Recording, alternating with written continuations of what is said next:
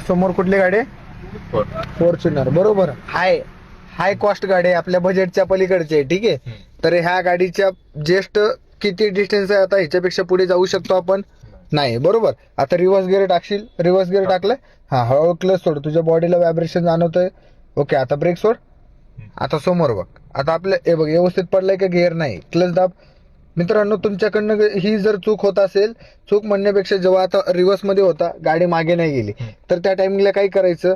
हा न्यूट्रल मध्ये घ्यायचं, परत फर्स्ट घ्यायचं, परत न्यूट्रल करायचं, परत न्यूट्रल करून तुझ्या साईडला प्रेस करून मागे सेन्सर वाजला, याचा अर्थ परफेक्ट आपला रिव्हर्स गिअर पडला. ठीक आहे. सोड क्लच. कन्फर्म करायचं. सो हळूहळू ते बघ, डिस्टन्स किती होते, आधी किती क्लोज होते ते बघ. तुला दिसतोय टोयोटाचा लोगो आधीच क्लोज होतो. जसं जसं आपण मागे जाऊ तसं तसं तो आहे ना ओपन होतोय. सोड ब्रेक. आता बघ समोरच्या गाडीचा डिस्टन्स बघ. सोड ब्रेक. आता पाठीमागे दोन्ही मिरर बघ, सेंटर मधला मिरर बघ. हा, फक्त अंदाज घे तिकडं. ओके. सरळ ठेव, स्टेअरिंग क्रॉस नको करू. बरोबर चालली गाडी आपली. आलं लक्षात?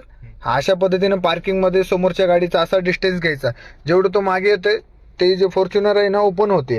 जसं तू पुढे जाशील तसं तसं दाबल्या जाते, पण अंदाज घ्यायचाय आधी किती क्लोज होती, तिकडनं आपण इथं परत आलो. ओके. आलं लक्षात मित्रा?